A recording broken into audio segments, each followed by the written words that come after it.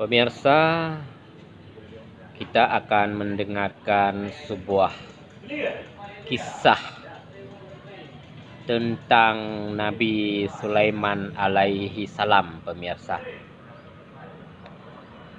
Pada suatu hari di zaman dahulu kala,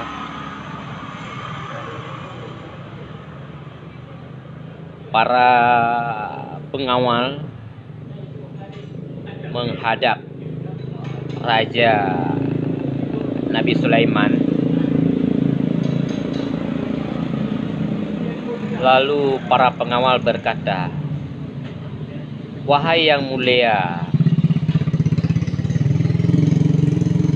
saya mendengar dari masyarakat yang ingin sekali menjumpai engkau, tetapi mereka tidak bisa karena tempat mereka sangat kejauhan. Baiklah, wahai para pengawal, kumpulkan semua pasukan. Hari ini kita akan menjumpai para masyarakat yang ada di pelosok sana." Maka berangkatlah para seluruh pasukan, baik pasukan manusia, bahkan jin, bahkan semua makhluk hidup pada saat itu. Dalam sebuah perjalanan, tiba-tiba Nabi Sulaiman memerintahkan kepada para pengawal untuk berhenti. Setelah berhenti, para pengawal kebingungan, tidak tahu apa yang sedang Nabi Sulaiman tunggu. Dan pada saat itu komandan semut memerintahkan kepada semua semut untuk segera masuk ke dalam lubangnya, karena pasukan Nabi Sulaiman akan melewati tempat ini. Kalau kalian tidak segera masuk ke lubang, maka kalian akan terinjak oleh pasukan Nabi Sulaiman. Dan buru-burulah pasukan semut memasuki lubang, pemirsa. Dan sambil menunggu pasukan semut memasuki lubang, para pengawal bertanya kepada Nabi Sulaiman, "Wahai yang mulia, apa yang sedang ditunggu kelamaan? Perhatikanlah bahwa di depan kita pasukan semut sedang memasuki rumah-rumah mereka." Sambil menunggu, lalu Nabi Sulaiman bertanya kepada pengawal, "Wahai pengawal,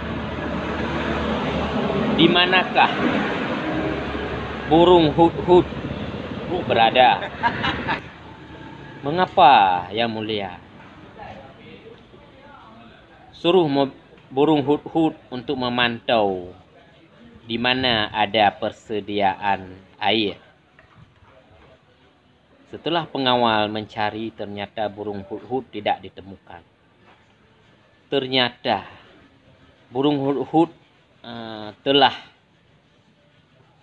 menemui kawannya burung hudhud dari daerah jauh, dan beliau berkata, "Wahai hudhud,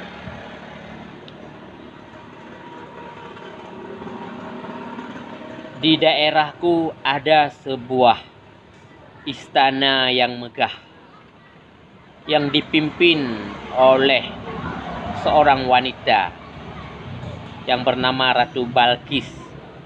Dan anehnya mereka menyembah matahari. Setelah mendengar berita itu, burung hut-hut temannya langsung mengikuti untuk melihat langsung tempat tersebut. Setelah terbang jauh ke tempat tersebut, yaitu ke sebuah negeri yang bernama negeri Sabah. Ya, di situ melihat memang benar istana yang bagus ternyata dipimpin oleh seorang wanita yang sedang menyembah matahari. Dan berita tersebut akhirnya dibawa pulang oleh burung hut-hut untuk menemui Yang Mulia Baginda. Dan Baginda masih menunggu kedatangan burung hut-hut di manakah dia. Padahal pada saat itu Nabi Sulaiman sudah berkata kepada pengawal, "Mengapa burung hut-hut pergi tanpa perintahku dan tanpa permisi dariku terlebih dahulu? Dan setelah dia kembali, dia akan saya beri hukuman.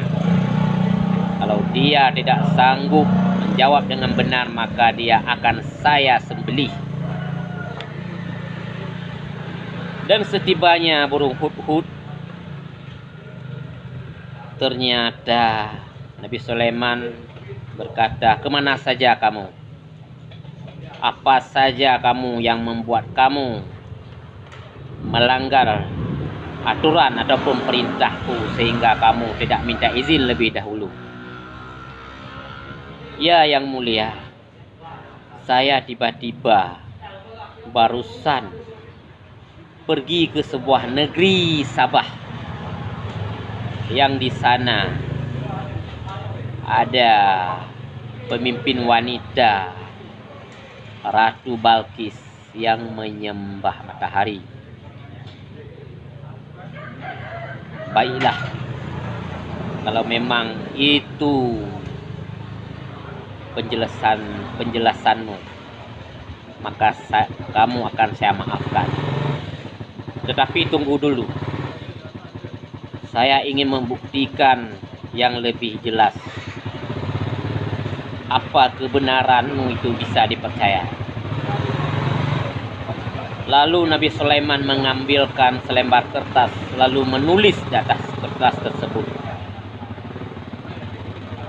"Dengan nama Allah yang Maha Pengasih lagi Maha Penyayang, tiada lain yang patut disembah selain Allah. Maka ketahuilah yang bahwa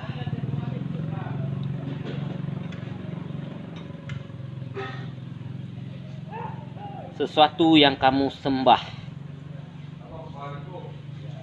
adalah salah, karena yang patut disembah adalah Allah yang punya semesta alam. Kalau Anda menyembah matahari, itu merupakan satu kebodohan yang nyata. Maka mulai sekarang berhentilah kalian menyembah matahari dan sembahlah Allah, merupakan satu-satunya pencipta semesta alam. Apabila Anda tidak mengindahkan perintah saya, maka saya akan memerangi, menghancurkan negeri Anda." Maka tulisan tersebut disampaikan, dititip kepada burung hut-hut, lalu dibawa terbang dan disampaikan ke Ratu Balkis. Pemirsa, Ratu Balkis sangat terkejut dengan selembar kertas yang disampaikan oleh burung hudhud tersebut. Wahai pengawal, tolong baca apa isi surat yang sebenarnya. Setelah membaca para pengawal, betapa marahnya pengawal, lalu mengatakan kepada ratunya, rajanya Balqis, wahai raja, ini merupakan ancaman yang keras dan kita harus melawannya, kita harus memeranginya. Wahai penasehatku, peperangan merupakan keputusan akhir. Maka tempuhlah cara yang lain, cara yang lebih bagus selain cara peperangan. Wahai para pengawal, pikirlah untuk besok pagi mana cara terbaik yang bisa kita ambil untuk kita jalani. Dan keesok harinya ketika pengawal menghadap, lalu ditanya oleh Ratu Balqis apa kesimpulan yang bisa kita ambil. Tetapi ketiga pengawal tersebut ternyata hampir sama penjelasannya, yaitu harus melawan, memerangi Raja Sulaiman tersebut. Tetapi cara berpikir seorang Ratu Balqis sangat jenius. Ketiga kesimpulan itu tidak diambil oleh Ratu Balqis, tetapi dia lalu mengatakan kepada ketiga penasehat pendapat dia yang bahwa dia akan mengirim utusan ke negeri Sulaiman untuk membawa perlengkapan emas dan permata untuk menggiurkan perhatian Nabi Sulaiman. Dan dia juga berkata, seandainya pemberian hadiah ini diterima, maka kita akan bersiap-siap untuk memeranginya. Dan jika ternyata harta benda yang kita berikan ini ditolak mentah-mentah, maka saya akan mempertimbangkannya kembali. Begitu jawab Ratu Balqis.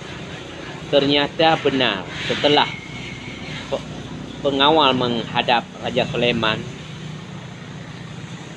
dan Raja Sulaiman memerintahkan kepada pengawal tersebut untuk membawa pulang kembali emas-emas yang dibawanya, dan juga mengatakan bahwa hartanya lebih banyak dibandingkan harta yang mereka bawa, karena kekayaan Nabi Sulaiman merupakan kekayaan nomor 1 di dunia. Bahkan apapun yang dia minta kepada Allah akan diberikan. Nah, pemirsa, hanya sekian dulu ceritanya. Ya, mari bersambung ke episode selanjutnya tentang Raja Nabi Sulaiman, pemirsa.